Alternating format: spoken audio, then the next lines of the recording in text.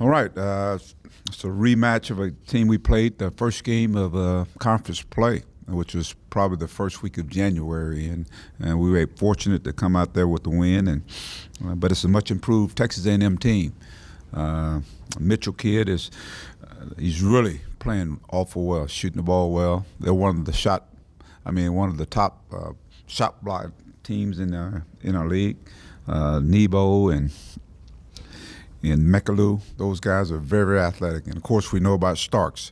Though he had a big game against us, and we've got to do a much better job of building that wall and keeping him out of the lane. He's really dangerous when he can get downshift and get down north and south in that lane and find those guys up under the basket or find those guys spotting up. So, and I think one of the concerns that we got to rebound the basketball. I thought when we played down there, I thought we did a good job of getting some offensive rebounds, and I think that's going to be big in this game here. And of course, with our team, having dropped some games, obviously confidence is the biggest thing that we got to come out and play with. And so having the opportunity to play at home, hopefully our guys come out with the energy that you're going to need this time of the year. Mike, you started a different lineup for the second half the other night.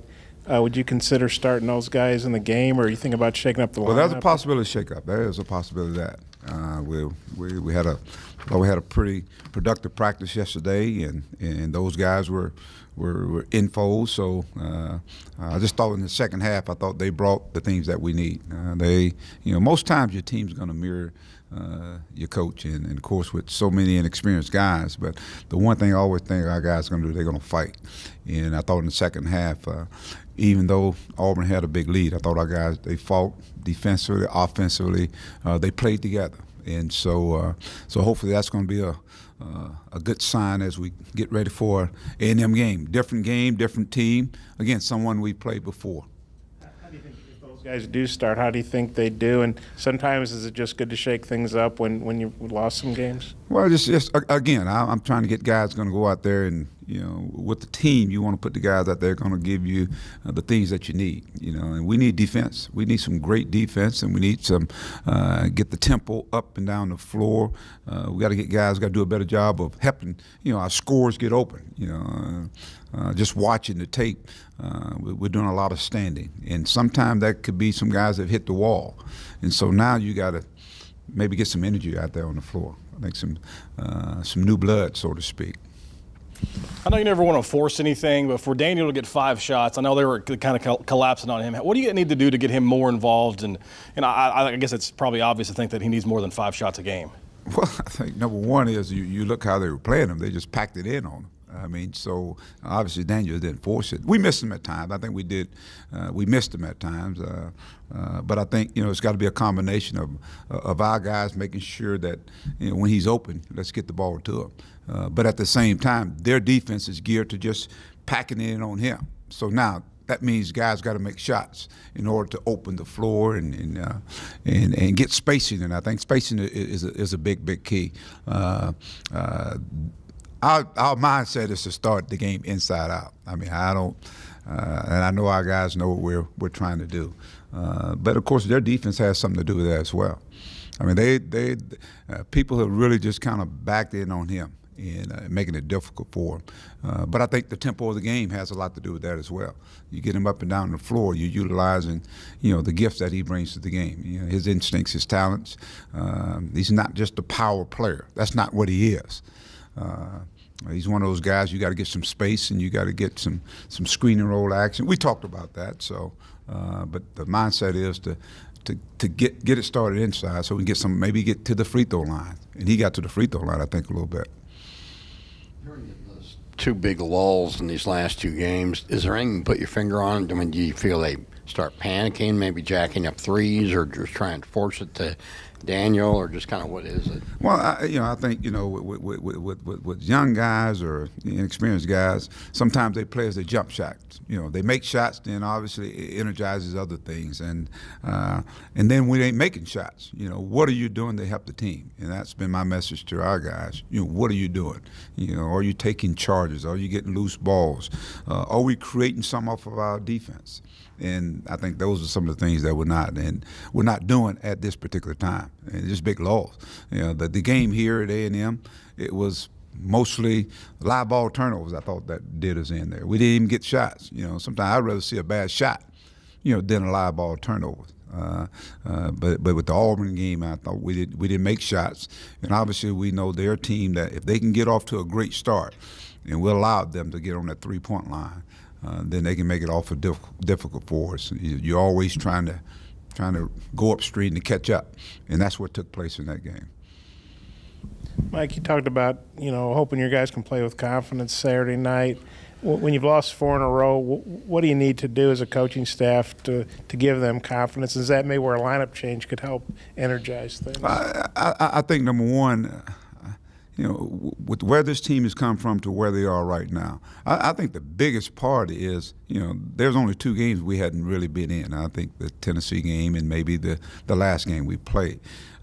They've been in every game. It's about making plays at the right time. And so it's not like they hadn't been playing good basketball. You know, obviously, you know, I've got to do a better job of getting them over the hump, as I said, and that falls on me. You know, I can get them, you know, to the finish line, but now we got to make plays to get over the hump, and that's what we hadn't done. And so, with that being said, I still don't think we played our best basketball. I really don't. And that means, but it's got to start with our defense. I think that's got to be the trigger. Our defense is what's going to enable us to do the things we want to do. And then I think that puts you in position, you know, offensively, because now you're creating some havoc defensively. You get some easy opportunities. Your defense is playing at a high level. And then, of course, you got to make shots. And we got to take advantage of the advantage we have. You know, Daniel is one of those talents that we got to take advantage of. And but you got to make shots. I think that's it. When you got your leading shooters, scorers that are going, I think 6 for 27. 6 for 27, and I think it was 3 for 20 from the 3-point line. Something, I don't know what it was, but you're not going to win many games like that.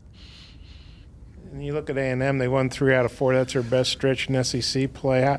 How well are they playing? And it seems like they play better on the road than they do at home, the games I've watched. Well, they're playing well. I think they're playing better. I think, you know, you look back when we played them early in the year. It was 2 teams trying to find their identity. They were young, and of course we were young at that time, and obviously through the course of, you know, playing games, you know, those guys have got a little season, and I really think the Mitchell kid is really playing well, and of course Starks, you know, whether he starts or not and comes off the bench, it doesn't matter. He's like a starter. So when you get him playing at a high level, and Nemo and McAloo, they got some pretty talented players, and the Flag kid is a very good basketball player. So I think they're starting to play the way that, you know, Billy thought they would be playing, and so that's why I say this game here is probably be totally different than the last game we played. I think it's going to be a heck of a ball game because 2 teams still continue to try to find a way to find wins at this time of the year. How do you explain kind of the ups and downs Mason's going through? He goes for 30 Saturday and then just 4 on Wednesday. First-year player, that's what you call it. I think that's what it is, you know. People are scouting them, they're getting after them a little bit, and and that's part of our, probably the things that take place with our team when you're talking about up and down. The inconsistency. Night in and night out, you want to make sure that you got certain guys going to bring something to the table, and with our team, it's different nights, and then the nights we're consistent, I think that's when we play some of our better basketball. I think when we had the stretches where we played well, those guys have played well. So he's had some open looks and just didn't knock them down. And but my in talking with Mason is what else are you doing to help the team win? There are other things you can do to help the team win. Mike, I think Adriel didn't play the second half the other night. Was he okay physically, or was that just more, hey, the game's kind of out of hand, let's let some younger guys play? Yeah, he was okay. He was okay physically. I thought those guys were playing well. I thought Reggie and Gabe, I thought they were playing well.